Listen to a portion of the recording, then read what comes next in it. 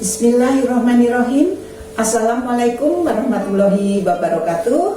Puji dan syukur kita haturkan kepada Allah Subhanahu wa Ta'ala yang telah memberikan kita untuk bisa bertemu lagi dengan Umi Nini Gawat dalam keadaan sehat walafiat, umur yang panjang bermanfaat, dan rezeki yang berkah, sehingga bisa melihat kisah Rasulullah, baginda Rasulullah dalam Sirah Nabawiyah bab yang ke-72.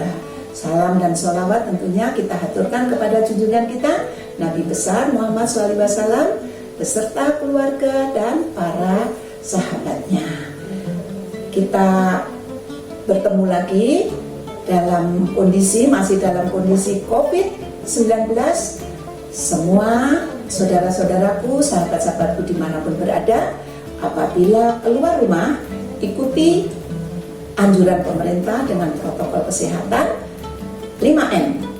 Memakai masker, mencuci tangan dengan sabun, menjaga jarak, menghindari kerumunan, dan menjauhi mobilitas. Oke? Dan jangan lupa apabila melihat Sirah Nabawiyah yang bekerja sama dengan GN YouTube channel untuk subscribe, like, komen, dan bagikan agar Umi Nini Gawat bisa selalu hadir untuk membacakan kisah Rasulullah.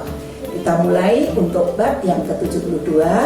Allahumma sholli ala Sayyidina Muhammad wa ala ali Sayyidina Muhammad. Di Madinah itu orang Yahudi sangat tidak suka melihat kesuksesan, damai, kemajuan orang Madinah, orang Muslim yang ada di Madinah. Jadi orang Yahudi itu khawatir sekali. Mereka yang tidak suka itu adalah justru orang-orang Yahudi. Padahal suasana damai di Madinah sejak Rasulullah SAW datang ke Madinah itu sangatlah menguntungkan perdagangan kaum Yahudi. Namun begitulah kaum Yahudi, hatinya yang sangat iri, dengki, licik. Jadi tidak rela melihat kaum muslimin bertambah sejahtera dan Islamnya sangat kuat. Namun semakin kuat Islam itu, sulit sekali untuk dakwah menembus ke kaum Yahudi, karena kaum Yahudi itu tidak mau mengakui bahwa nabinya bukan dari kalangan bangsanya dia. Itulah ajaran agama dari kaum Yahudi seperti itu.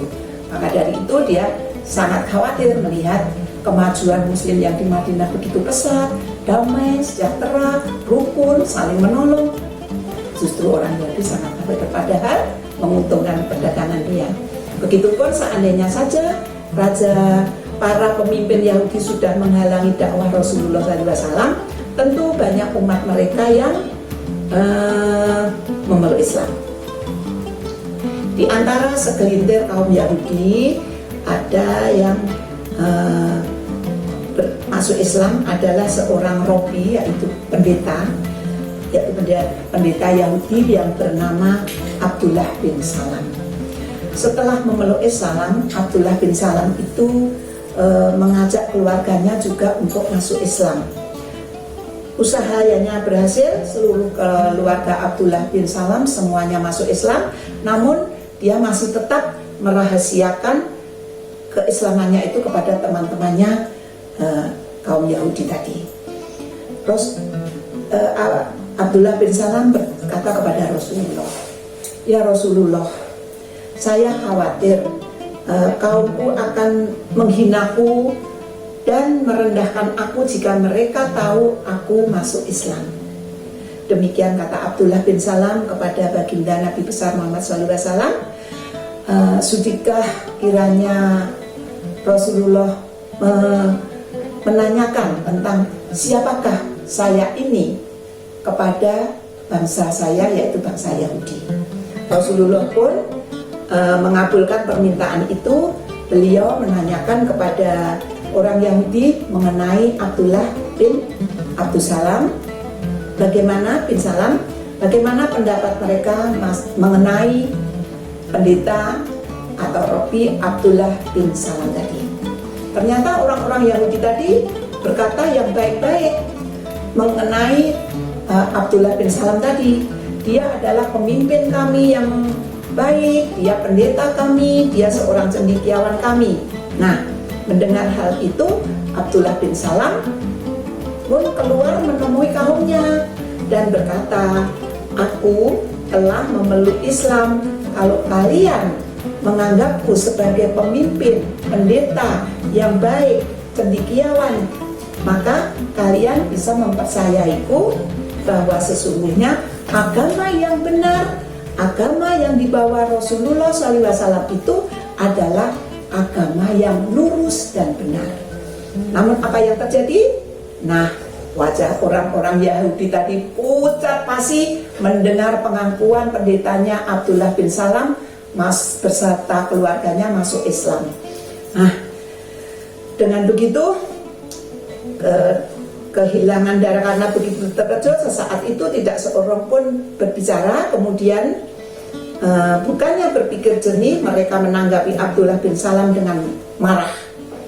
Kamu pasti sudah dihinggapi kegilaan dengan meninggalkan agama kita. Setelah itu kata-kata kotor, caci maki, dan kata-kata yang tidak baik mulai mereka lontarkan kepada Abdullah bin Salam. Dicaci dengan berbagai fitnah dan diumpat dengan kata-kata yang amat sangat kasar. Demikianlah sejak saat itu kaum Yahudi mulai bersepakat untuk menghancurkan Islam. Orang Yahudi kecewa. Sebelum Rasulullah SAW diutus, orang-orang Yahudi itu sudah mengetahui dari Taurat bahwa dalam waktu dekat akan ada seorang nabi yang diangkat Allah SWT. Menurut dia, perkiraan dia, nabi itu dari bangsa dia. Namun mereka menduga bahwa nabi itu akan lahir dari kalangan Yahudi. Mereka suka membanggakan diri terhadap orang-orang Arab. Nah, itu kesombongannya. Nah, ternyata sesungguhnya hampir datanglah seorang nabi yang akan segera dibangkitkan. Kami akan mengikutinya. Itulah ucapan kaum Yahudi itu seperti itu. Jadi gini, sesungguhnya hampir datang seorang nabi yang akan segera dibangkitkan. Kami akan mengikutinya dan membantunya memerangi kalian sebagaimana dulu kami memerangi kaum Ad dan kaum Iram. Itulah perkataan kaum Yahudi setelah membaca kitab Taurat yang sebentar lagi akan ada nabi yang dibangkitkan oleh Allah SWT. Namun justru ketika nabi yang diharapkan itu datang, mereka malah ingkar, tidak mau percaya dan mendustakan segala apa yang telah mereka katakan dan mereka ketahui sendiri. Para pendeta Yahudi mengejek dan menggunakan segala tipu daya untuk menghalangi seruan baginda Nabi besar Muhammad SAW. Beberapa ketua Yahudi mendatangi Rasulullah SAW dan bertanya dengan congkaknya, "Hai Muhammad, Allah yang telah menciptakan segenap makhluk, lalu siapa yang menciptakan Allah?" tanya orang Yahudi kepada baginda Rasulullah. Mendengar pertanyaan itu, baginda Nabi besar Muhammad SAW sangat marah. Maka datanglah untuk Rasulullah berubah karena menahan marah itu. Seketika itu pula turunlah malaikat Jibril menenangkan baginda Nabi besar Muhammad SAW seraya menyampaikan firman Allah SWT yang pernah diturunkan di Mekah untuk menjawab pertanyaan orang Yahudi yang membuat baginda Nabi besar kita marah, yaitu surat Al-Ikhlas. Qul huwallahu ahad, a'udzu billahi minasyaitonir rajim, bismillahirrahmanirrahim.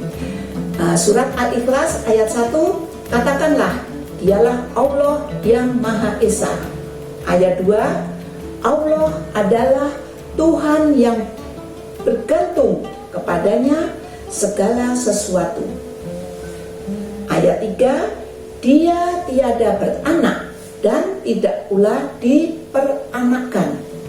Ayat 4, dan tidak ada seorang pun yang setara dengan Dia, yaitu Allah Subhanahu wa Ta'ala. Sesudah Rasulullah membaca ayat tersebut, para ketua Yahudi terdiam dan saling mengejek. Ia berkata, "Muhammad, coba engkau sifatkan kepada kami bagaimana Allah itu, berapa hasta tingginya, bagaimana lengannya, bagaimana pertanyaan orang Yahudi itu kepada baginda Nabi besar Muhammad SAW. Sudah tentu Rasulullah SAW menjadi sangat marah, lebih marah daripada pertanyaan yang pertama tadi.